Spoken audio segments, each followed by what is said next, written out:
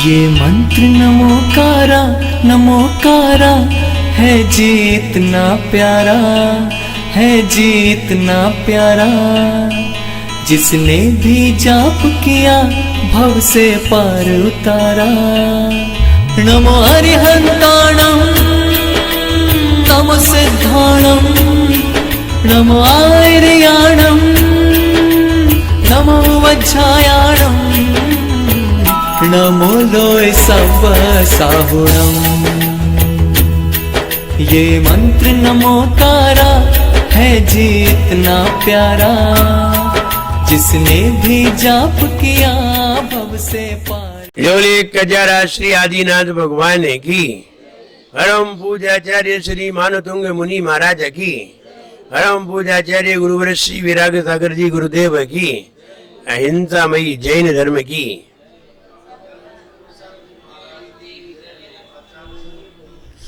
आचार्य मानतुंग महाराज ने भक्तामर में अष्टभ्रातिहार से स्तुति की है।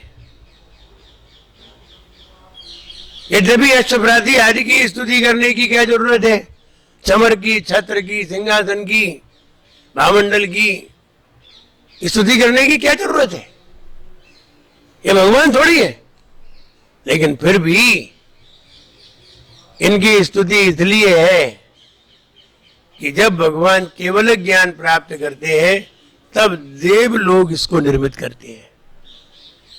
इसलिए सिंहासन, अशोक वृक्ष, चमर, भामंडल की स्तुति नहीं है, भगवान के केवल ज्ञान की स्तुति है।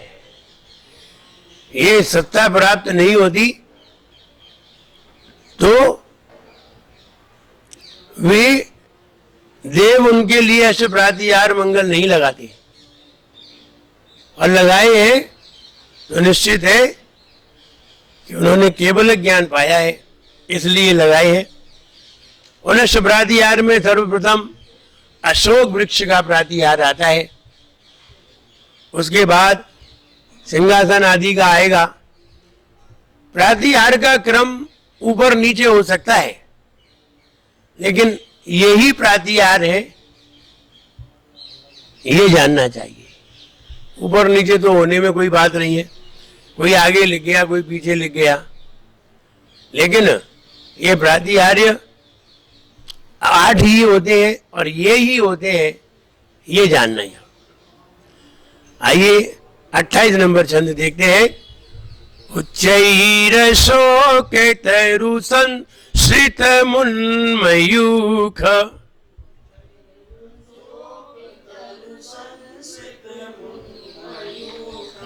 भाति रूप ममलम भवतो नितान्तम।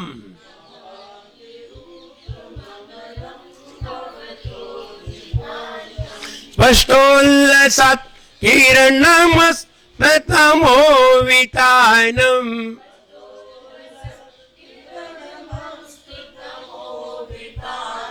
बिम्बं रविरिव पयोदर पार्श्ववर्ती।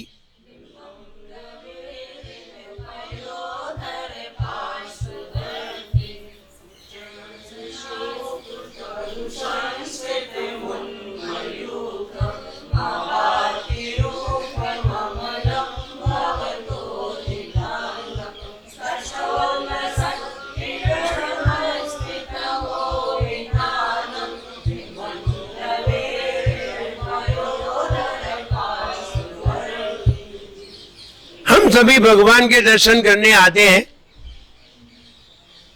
आप बताइए, आप भगवान की सेवा में क्या क्या करते हैं? क्या क्या किया आपने भगवान की सेवा में? हम सेवा की बात कर रहे हैं। हमने नमोकार मंत्र पढ़ लिया, कौन से भगवान की सेवा होगी? बताओ। आपने पूजा कर ली, कौन सी भगवान की सेवा होगी? आपने द्रव्य चढ़ा दी, कौन सी भगवान की सेवा होगी? आपने कौन सी सेवा कर ली भगवान की? आप मेरे पास आए, अर्घ चढ़ा, कौन सी हमारी सेवा होगी? मेरे पास आए, हाथ जोड़ लिए, नमस्कार कर लिया, कौन सी हमारी सेवा हुई इससे? बताओ, विचार करो, हमने भगवान की कौन सी सेवा कर ली? हम समझ रहे हम पूजा कर रहे हैं, हमने भगवान की सेवा कर ली। वाह, विचार तो करो, तुमने कौन सी हमारी सेवा कर ली, कौन सी भगवान की सेवा कर ली, किसकी सेवा कर ली? तुम अपने दादाजी के पास गए, उनके हाथ जोड़ लिए, सेवा हो गई उनकी? ये तो बात नहीं जमी। क्या सेवा करे, कौन सी सेवा करे? कोई व्यक्ति भगवान के दर्शन करने जाता है, मंदिर जाता है, तो भगवान के ऊपर छत्र लगाने की सोचता है। कोई भगवान के पास जाता है, छत्र लगा, चमर डुराने की सोचता है, चमर लगाने की सोचता है कि भगवान को चमर लगाएंगे कितने सुंदर लगेंगी। कोई छत्र लगाने की सोचता है, कोई भामंडल लगाने की सोचता है, कोई सिंहासन पे बिठाने की सोचता है, कोई कमलासन पे बिठाने की सोचता है, कोई वेदी में रखने की सोचता है, कोई गुणगान गाने की सोचता है। सब अपनी अपनी सोचते हैं। कोई अशोक वृक्ष लगाने की सोचता है भगवान के पास अशोक वृक्ष हो, बहुत अच्छा लगेगा। सब अपनी अपनी बातें सोचते हैं, और कई ऐसे आते हैं जो कुछ भी नहीं सोचते। नौगार मन देख के चले जाते हैं। हो गई सेवा, बताओ, हो गई सेवा। भगवान बैठे थे, सामने से धूप आ रही थी, या हम बैठे थे, सामने से धूप आ रही थी, तुमने देखा, नमस्ते करके चले गए, हो गई सेवा। अभी जान ही नहीं पाए कि सेवा क्या चीज होती है। और कभी कभी हम तलाश करते हैं कि देखें किस व्यक्ति में सेवा का भाव आता है। चलो धूप में बैठ के देखते, बैठ गए, धूप में, धूप आ रही है, अब देखते हैं किसके मन में भाव आता है कि धूप नहीं आने दे। कहीं देखेंगे और चले जाएंगे, हम क्या करें? और कहीं देखेंगे तो उपचार करेंगे, हम ये कर सकते हैं। तो कहने का मतलब ये है कि सेवा हम किसी भी तरीके से कर सकते हैं। महाराज थे, महाराज के ऊपर धूप आ गई, अब वो क्या लाता? छतरी लेने जाएगा तो घर बहुत दूर है, कपड़ा उसके पास है नहीं, छाया करने के लिए कैसे करे? महाराज को उठा नहीं सकते। आखिर वो खुद ही ऐसा खड़ा हो गया कि महाराज पे छांव हो गई। तो दिमाग है सेवा करने का। और बहुत सारे लोग आए जो देख करके चले गए। ऐसे ही किसी का अशोक वृक्ष लगाने का मन होता है, किसी का भामंडल लगाने का मन होता है, किसी का छत्र लगाने का मन होता है, किसी का चमर लगाने का मन होता है। सबके अलग अलग मन होते हैं। किसी का गुणगान गाने का मन होता है, किसी का संयम धारण करने का मन होता है। सबके अलग अलग मन है, और सब अपने अपने मन से अलग अलग तरीके की स्तुति करते हैं, सेवा करते हैं, और अलग अलग फल को प्राप्त करते हैं। यही कारण है, अलग अलग फल को प्राप्त करते हैं। एक मंदिर जाता है फिर भी उसे बहुत सारा फल नहीं मिलता, और एक मंदिर जाता है कुछ भी नहीं चढ़ाता है, बहुत सारे फल को पाता है। उसने भावना की कि मैं भगवान के ऊपर 3 छत्र लगाऊं, मैं भगवान के ऊपर चमर लगाऊं, सिंहासन बिठाऊं, सिंहासन पे बिठाऊं, ऐसा विचार कर रहा है। और एक देख देख के चले जाते हैं, तो फल तो अपने अपने विचार का ही मिलेगा। इसलिए यहाँ अशोक वृक्ष का फल सर्व मनोरथ पूरक। जो चाहते हैं, जो सोचते हैं भगवान बहुत अच्छे से विराजमान हो, अच्छी जगह बैठे, उनके पास सब चीजें बहुत सुंदर हो, सबसे सुंदर हो, ऐसा सोचता है, उसे बहुत सारी चीजों का फल प्राप्त होता है। जो आए और देख के चले गए, इन्हें कुछ नहीं मिलता है। नहीं देता या कुछ भी, उसे कुछ भी नहीं मिलता। जो देते को मना करता, वो उसका छीन लेता है। इसलिए हम पहले सोचें, बहुत अच्छे भगवान की बढ़िया वेदी हो, शानदार हो, सोने का वर्क लगा हो और चारों तरफ बढ़िया सुंदरता हो, सौंदर्य हो, और देख करके लगे कि हाँ भगवान वैभव के साथ है। छत्र लगे हो, भामंडल लगे हो, चमर लगे हो, सिंहासन हो, शानदार हो, चमचमाता हो, ऐसी जो भावना करता है उसको उसका फल मिलता है। और गए और रूखे मुंह से देख आए। छत्र पे धूल लगी थी तो हम क्या करें, चवर पे धूल लगी थी तो हमें क्या करना है, बेदी पे धूल आती तो हमें क्या करना है, भगवान के सिर पे धूल थी तो हमें क्या लेना देना है।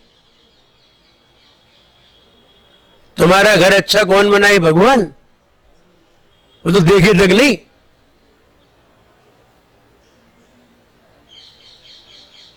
जब तेरी फूटी थी मुझे देखने आया था तो तेरी ही फूटी थी, तो हमें तो देखने के लिए बहुत सारे हैं, तुम्हें देखने को जरूरी नहीं है। इसलिए पहले तुम देखो फिर वो देखेगा। पहले तो तुम्हें ही देखना पड़ेगा, और तुम देखना सीख नहीं पाए, इसलिए उसने भी तुम्हारे घर की तरफ नहीं देखा। पड़े रहो टूटी फूटी में। तुम जैसे 36 आते हैं, फिर भगवान चक्रवर्ती का महल क्यों बनवाते हैं, क्यों बनवाते हैं, भगवान बनवाते हैं। वो अपनी भक्ति का फल पाता है, अपने भावों से फल पाता है। नहीं उसने क्या क्या बनाने का सोचा होगा।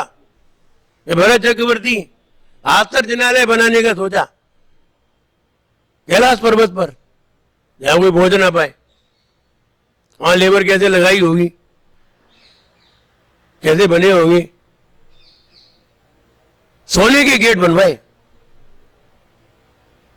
मणियों की प्रतिमाएं रखवाई। क्यों करवाया, पागल थी। सोने के गेट बनवाए जाते हैं।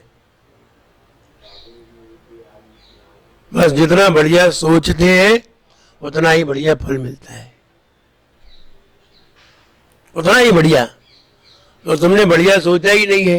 अगर सोचेंगे तो उसको फल मिला है जिसने सोचा है। हमें आज फल नहीं है मतलब हमने सोचा नहीं है, रिजल्ट है। इसलिए सोचो, हो चाहे नहीं हो तो करो, नहीं हो तो विचार रखो। मेरे पास हो जाएगा तो करेंगे, विचार रखो।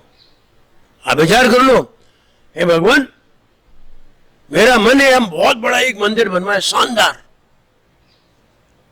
इनमें सारे लोग भगवान की आराधना करें और इतना बड़ा मंदिर हो कि लोग देखें तो आश्चर्य करें। सोचो, लेकिन ऐसा कभी सोचा ही नहीं, कभी नहीं सोचा। एक शिखर बनाने की नहीं सोचा, तो हम थोड़ा मंदिर की। हम इतने बड़े हो गए, मन में अभी तक नहीं सोचा हमें बहुत बड़ी शिखर बनवाए भगवान की, नहीं सोचा। जब सोचा ही नहीं है तो जो देना ही क्या है, उधर ही देना है।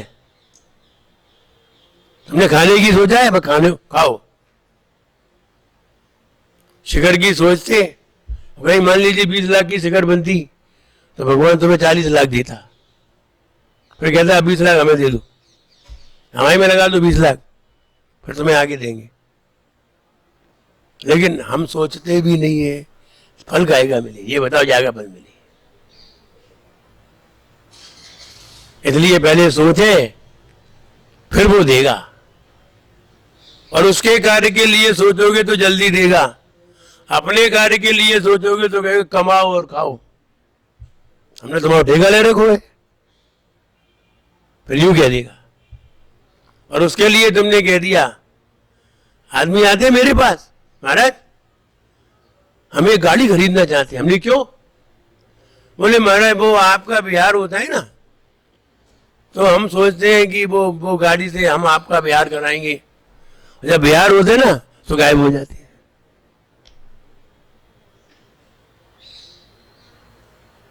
आई ना, किसके नाम से लाए थे? मेरे नाम से। घूम कौन रहा है? हम। नाम मेरा लगाया था वहां, वो देख रहा है सब। अभी कार है ना, कल वो बेकार कर देगा तुम्हें, बिना कार के हो जाओगे। तुमने झूठ बोला था। इसलिए हर कार्य को समझिए। हम जैसी भावना बातें हैं, हम अशोक वृक्ष भगवान के ऊपर लगाने का विचार करें। शानदार अशोक वृक्ष। आप कभी वहां जाए,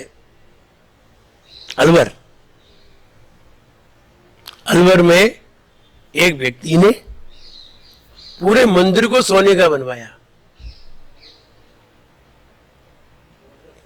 पूरे मंदिर को, पूरा मंदिर सिर्फ भगवान को छोड़ के।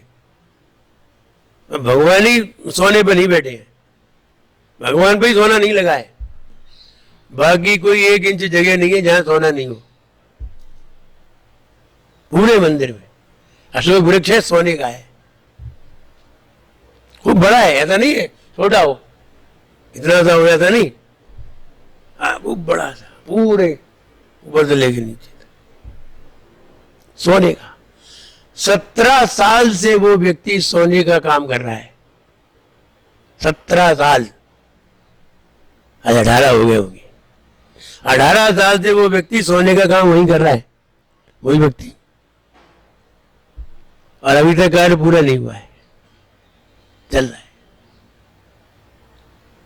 विचार करो, एक ही मंदिर में 18 साल तक कार्य करता रहे तो कितना सोना उसने लगा दिया होगा। भावना है। उसके घर पे भले ही सोना न लगा हो, लेकिन मंदिर में सोना लगा है। कारण ये है, इसी कारण से उसका घर इतना बड़ा है, इतनी बड़ी अपनी जी पूरी जो वहां तक की बाउंड्री है, इतना बड़ा तो उसका घर है। क्यों है? उसने उसका बनवाया, उसने उनका बनवा दिया। उसने इतना सा बनवाया, उसने इतना बड़ा बनवा दिया। तो ये हमारी सेवा का परिणाम है। आइए उस छत्र के ऊपर अपन देखते हैं, उस अशोक वृक्ष के ऊपर देखते हैं। सर्व मनोरथ पूरक, सभी मन की इच्छाओं को पूर्ण करने वाला छंद स्वभाव। ओम ह्रीम रम नमो महातवनम। ओम ह्रीम रम नमो महातवनम। ऐसे मुनि महाराज जो महातप को धारण करते हैं, जिनको सारी रिद्धियां, बहुत सारी रिद्धियां प्राप्त होती हैं, वे महातपस्वी मुनि महाराज होते हैं। विदेश क्षेत्र में विराजमान, उनको मेरा बारंबार नमस्कार हो। अर्थ देखते हैं। उच्चैर अशोक, भगवान के ऊपर जो अशोक वृक्ष होता है वो भगवान से 12 गुना ऊंचा होता है,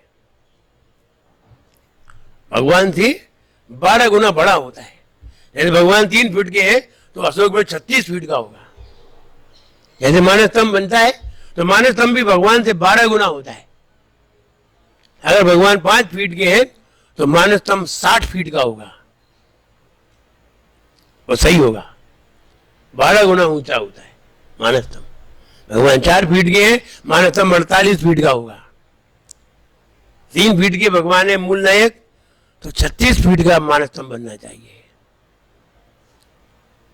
ऐसे ही अशोक वृक्ष होता है, भगवान से 12 गुना बड़ा होता है। शानदार। अशोक वृक्ष का मतलब ही है जिसके नीचे बैठने से सारे शोक की भावनाएं समाप्त हो जाती हैं, उसे अशोक वृक्ष कहते हैं।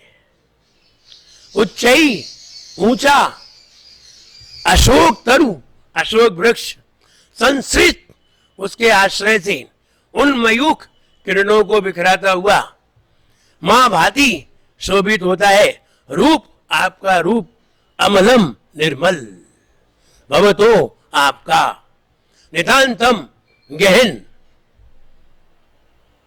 गहन माने बहुत डार्क, डीपली, आपका वह स्वर्णमयी स्वरूप, स्वर्णमयी शरीर अशोक वृक्ष के नीचे अत्यंत शोभायमान होता है। अशोक वृक्ष के नीचे आपका स्वर्णमयी शरीर अत्यंत कांति जैसा शोभित होता है। स्पष्टोल्लसत किरण और निकलती हुई किरणें, आपके शरीर से निकलती हुई किरणें। अशोक वृक्ष कैसे रंग का है? हरे रंग का। अब भगवान का रंग कैसा है? आदिनाथ भगवान का, आदिनाथ भगवान का शरीर कैसे रंग का है? स्वर्णमयी। हरे रंग पर कोई गोल्डन चीज रख दी जाए तो कितनी चमचमाती, चमचमाएगी। तो कह रहे हैं स्पष्टोल्लसत किरण मस्त तमोभितानम, हे भगवान किरण, किरण बिखराता हुआ तमोभितानम, अंधकार के समूह को नष्ट करने वाला वह आपका स्वरूप, अंधकार को नाश करने वाले मेघों के, पयोधर मेघों के बिंबम रवि रिव, ऐसा लगता है पार्श्ववर्ती काले जो मेघ हैं। हे भगवान अशोक वृक्ष के नीचे स्वर्णमयी शरीर, किरणों को बिखराता हुआ स्वर्णमयी शरीर ऐसा सुंदर लगता है जैसे पार्श्ववर्ती काले पयोधर बादलों के बीच में कोई सूरज निकल आया हो, किरणों को बिखेरता हुआ सूरज निकल आया हो। काले बादल हो, काली घटाएं छाई हो, बादल हो, बादलों के बीच में से कोई सूरज आ जाए तो कैसा लगेगा? अचानक बादलों के बीच में से, काले बादलों के बीच में सूरज निकला तो कैसा लगता है? किरणें बिखेरता हुआ चारों तरफ, ऐसा लगता है कि बीच में से कुछ निकल रहा हो। हे भगवान अशोक तरु के नीचे, वो हरे रंग का था, अशोक तरु के नीचे आपका किरण बिखराता हुआ स्वर्णिम शरीर ऐसा लगता है जैसे काले बादलों के बीच में से कोई सूरज ही निकल आया हो। हे भगवान प्रशंसा कर रहे हैं, हे भगवान अशोक वृक्ष के नीचे आपका स्वर्णमयी शरीर किरणों को बिखराता हुआ ऐसा लगता है जैसे काले बादलों के बीच में से कोई किरणों को बिखराता हुआ सूरज निकल आया हो, ऐसा प्रतीत होता है। आइए इसका पद्यानुवाद देखते हैं। आप वृक्ष अशोक के नीचे विराजित हैं, रूप निर्मल आपका किरणें प्रकाशित है। मेघ काले बीच में सूरज निकल आए, रूप तरु नीचे नजर आए। सर्व मनोरथ पूर्ण करे प्रभु का तपवन,